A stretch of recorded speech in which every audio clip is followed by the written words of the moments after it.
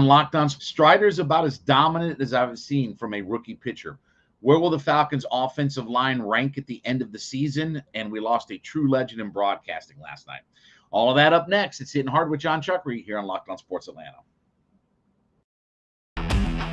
This is Hittin' Hard with Jon Chuckery, part of Locked On Sports Atlanta. And it starts now.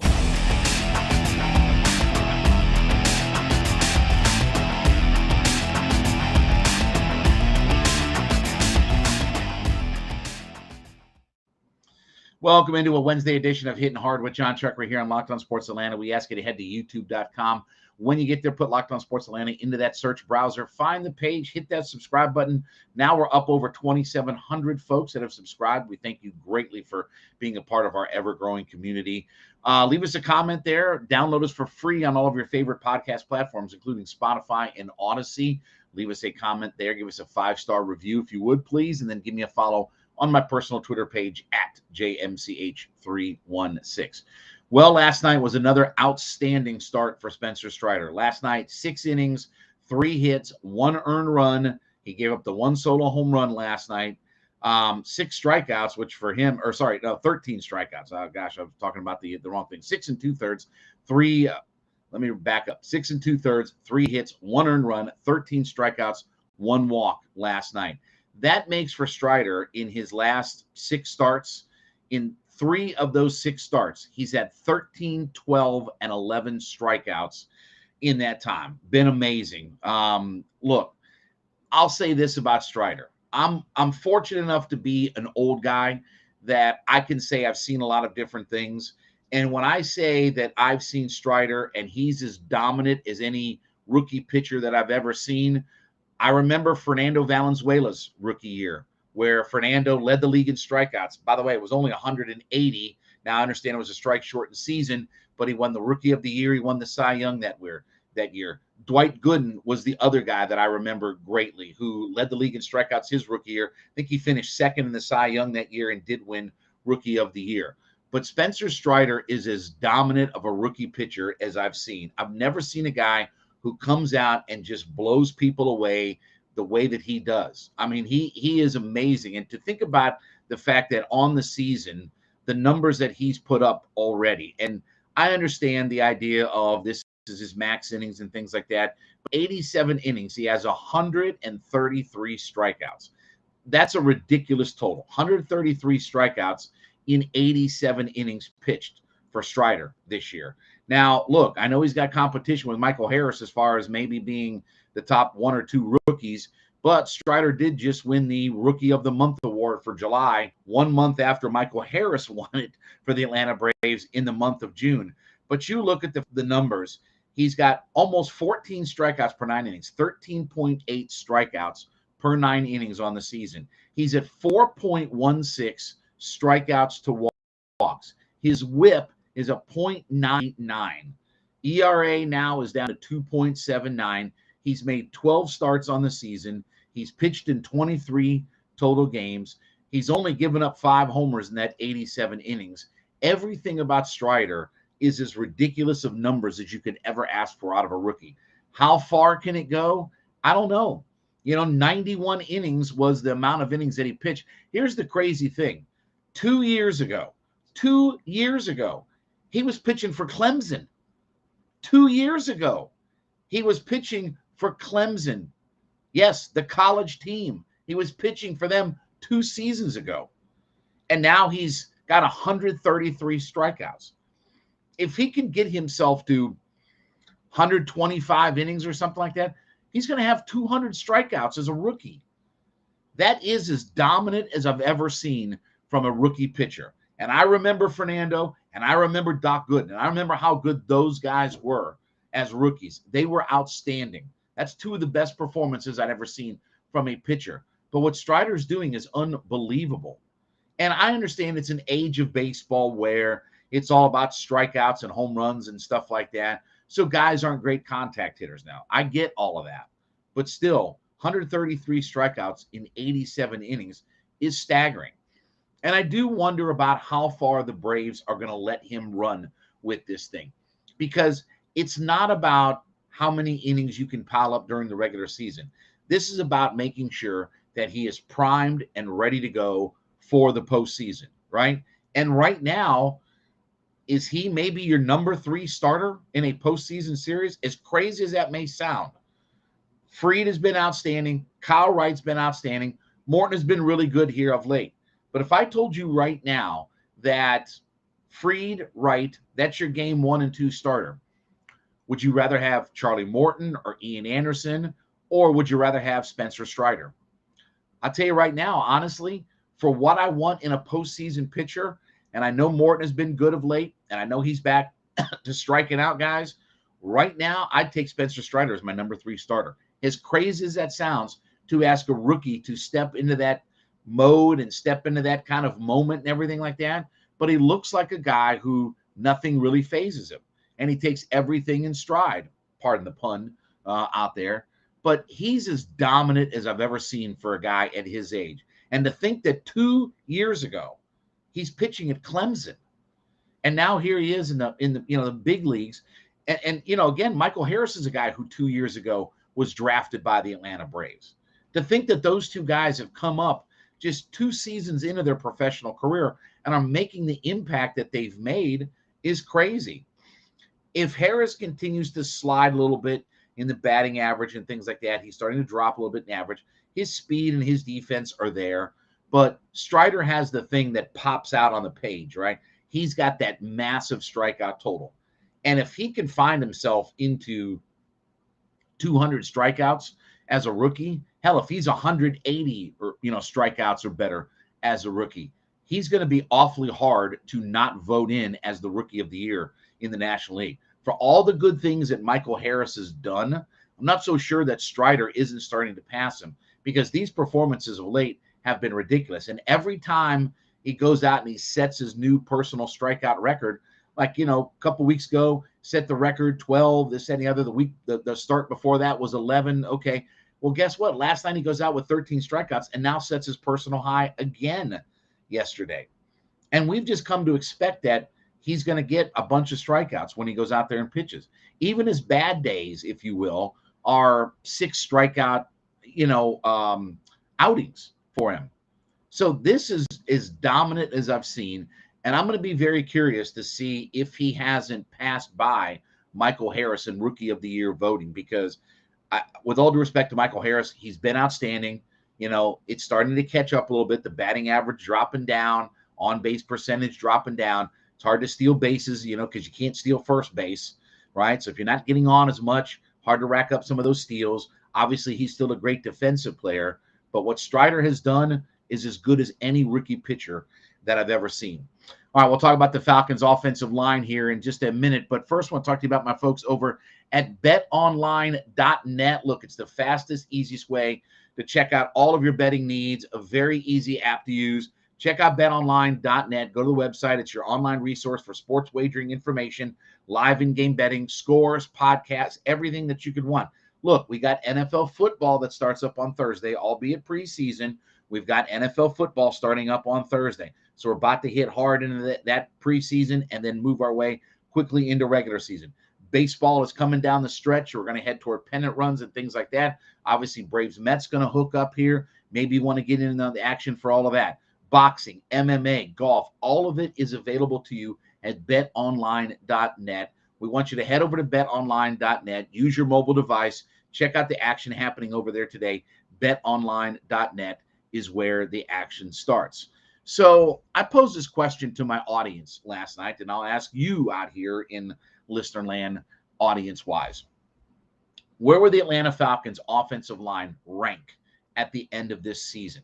Now, last year, they finished 29th in the NFL as far as offensive rank goes. This according to Pro Football Focus, using their metrics and grades and all that kind of stuff. Maybe a little bit generous even saying at 29, but obviously that puts them at the very, very bottom of the NFL and offensive line rankings. Remember a couple of months ago, we went over some of the metrics and stats about if you take all 160 starting offensive linemen in the league, as far as pass blocking goes, the Falcons have the 9th worst, the 5th worst, and the worst pass blocking offensive lineman in the league. They have a guy who gave up more sacks than anybody in the league last year. and finish in the top 10 in penalties. By the way, too, just a side note, did any of y'all by chance go on Twitter and check out Jalen Mayfield in the one-on-one drills that he did yesterday? Did anybody kind of watch some of those videos and stuff? If you like car wrecks, train wrecks, airplane crashes, things like that, that would be akin to watching Jalen Mayfield in one-on-one drills yesterday. It didn't look like a guy who was ready to take a big step forward. I understand. Context is king, to quote my buddy Eric Bischoff. Context is king. I get all that. But still, when you see one-on-one drills and you're getting beat just about every single time, doesn't give me a whole lot of hope and praise and things like that. Do I think that the Falcons' offensive line is going to be better than what it was last year? Yes. I think part of that is obviously just the idea of having another year experience, things like that. Mayfield shouldn't be worse. Hennessy shouldn't be worse. Dahlman shouldn't be worse. Now, as far as McGarry and things like that go, well, I think Caleb McGarry sort of is what he is at this point, right? You'd love to see him get better, but obviously they didn't pick up his fifth option. And obviously, too, if he doesn't have a Pro Bowl caliber season, he won't be with the Falcons next year. And what that's going to mean is you start losing McGarry or some of these guys, you're going to have to start dipping your toe back into the well of drafting a first-round offensive lineman. So where do I think that the Falcons will end up? Probably somewhere in the low 20s, 22, 23, 24. I think they'll be a little bit better. Can the Falcons' offensive line find its way up into about the middle of the NFL? Can they be an upper half of the NFL offensive line, say 14, 15, 16? Probably not. I'm not sure that that's realistic. If so, that means Hennessy or Dahlman have taken huge steps forward. That means Mayfield has taken a huge step forward. That means even McGarry has been better than what he has been. And again, it's hard for me to imagine McGarry being that much better. The other part of this, too, is I think that of the three starting positions that are up for grabs right now, which is right tackle, left guard, and center, I think we're going to have at least one or two of those positions manned by somebody else. I think Dahlman will beat out Hennessy. I think that's the number one call that I have. I think Dahlman beats out Hennessy for the starting center position, which to me, again, you ever seen that Spider-Man meme where they're pointing at one another? You know, it's the same guy and this, that, and the other. That's me when I see Hennessy and Dahlman. I don't know. I see two undersized guys that can end up getting pushed around at the end of the day. So, but I think Dahlman, because they drafted him, and I think they're going to give him the benefit of the doubt, I think he's going to beat out Hennessy for the starting center position.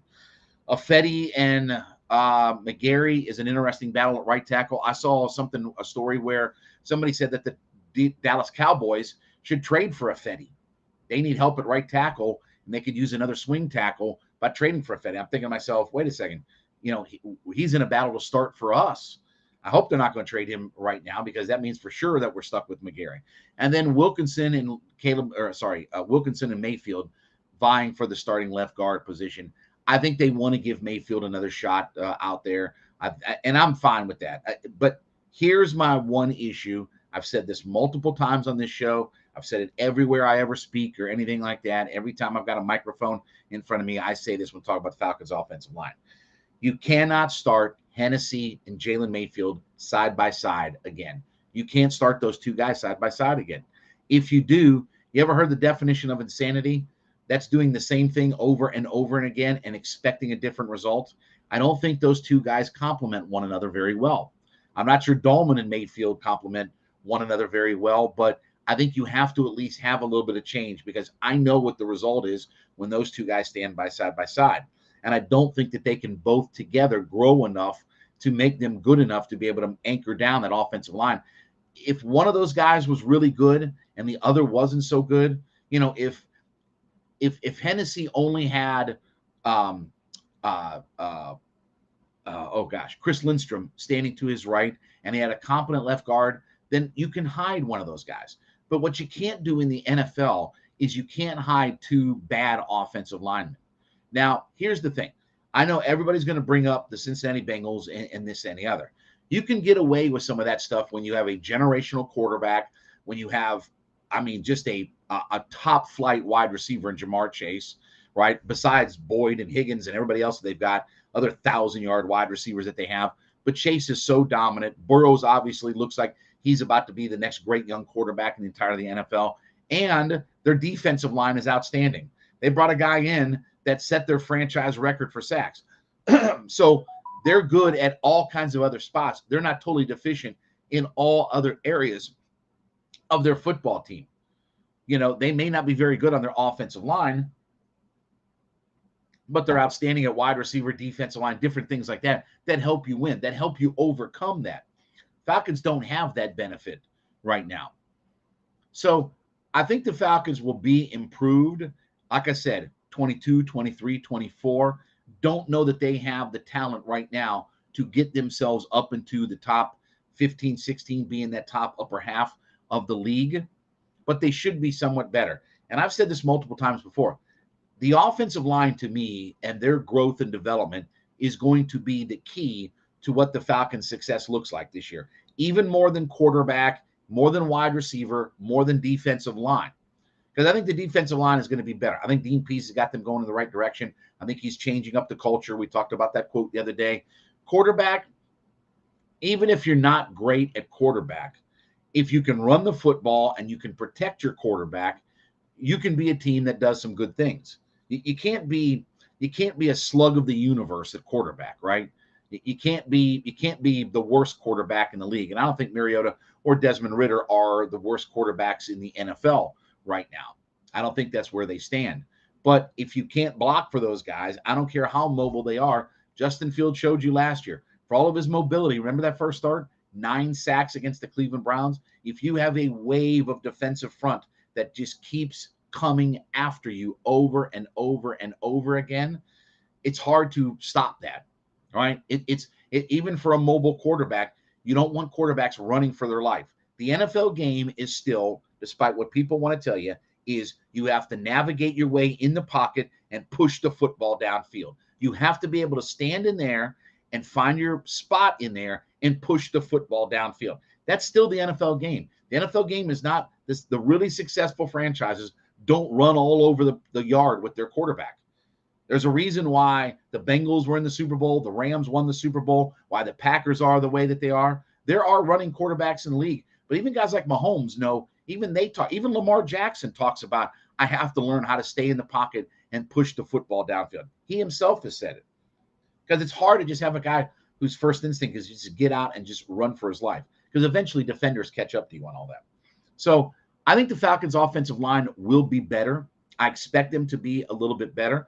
I don't know if they're quite ready to make that leap and that transition into upper tier or at least upper half of the league just yet. But the 3 battles along their offensive line, I've said before, that right tackle spot to me is the big domino that has to fall first. I need to see who's going to anchor that spot to give me a better feel about what the offensive line is going to look like. We'll talk about losing a legend here last night, but first let me talk about my friends over at Built Bar. Built.com is the place to go. Listen, you've heard me talk about the marshmallow puffs that they have, right? The protein-infused marshmallow. And I told you, listen, they sent me the s'mores, and I'm not typically a s'more guy or anything like that, but I love the s'more. But I want you to check out their new amazing flavor, Coconut Brownie Chunk. Okay, Coconut Brownie Chunk Built Bar. Built.com is the place to go. Listen, if you love, the marshmallow, 100% covered in real chocolate, you need the protein infused, but you don't want all the high sugar, all these different kinds of things. These marshmallow puffs are the way to go through Built Bar and Built.com out there. So here's what we've got going on right now. I want you to give the Coconut Brownie Chunk puff a shot out there. It's got the coconut, sweet brownie, creamy marshmallow. Listen, we know it's a protein-infused product, so if you're looking for something that's a snack to give you more protein, these marshmallow puffs are the way to go. So if you head to Built.com today, okay, Built.com today, get your order together, try the Coconut Brownie Chunk Puff out there. When you put your order together, and I'm telling you, try the s'mores. Trust me. Just listen to old Chuckery. Try the s'mores. You're going to love the s'mores as well. Use the promo code LOCKED15 when you get to checkout. LOCKED 15 LOCKED15 when you get your order put together. Go to checkout. Use LOCKED15 as that coupon code when you get to checkout, and you'll get 15% off your order. Promo code LOCKED15, LOCKED, the number 1, the number 5, when you get to checkout. Built.com is the place to go. Check out their wide range of products. You're going to love these folks like I do. And again, you're not going to go wrong with any of the marshmallow puffs that you try out there. Late last night, was, obviously reading through some of the notes and stuff like that when I got home. And we lost an absolute legend last night in the world of broadcasting in Vin Scully.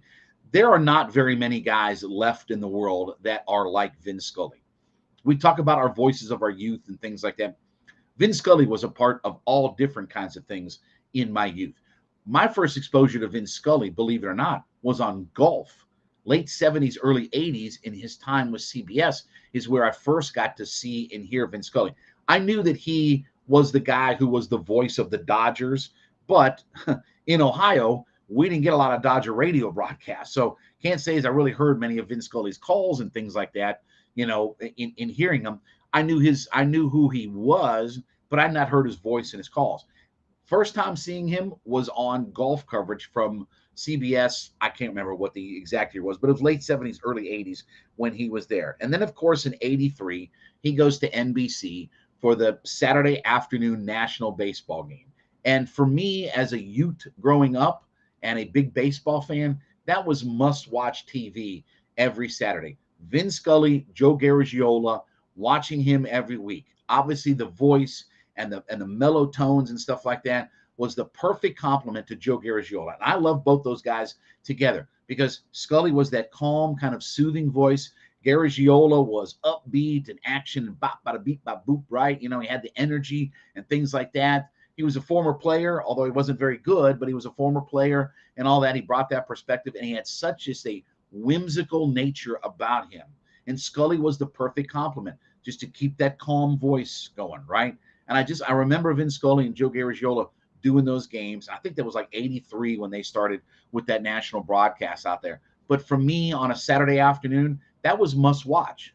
Part of it was the fact that I would see teams that I rarely or never got to see. If it was National League teams that were playing, almost never got to see a National League team outside the All-Star game and a couple, times here or there. But growing up and watching the Indians on TV, you would see the Detroit Tigers or the Kansas City Royals or whatever, the California Angels or the Oakland A's. You'd see some of those teams because the Indians would play them a few times a year, right? But National League teams, you rarely, if ever, saw those teams that were out there. So to have Vin Scully and Joe Garagiola be part of that national broadcast, it was magic on a Saturday afternoon.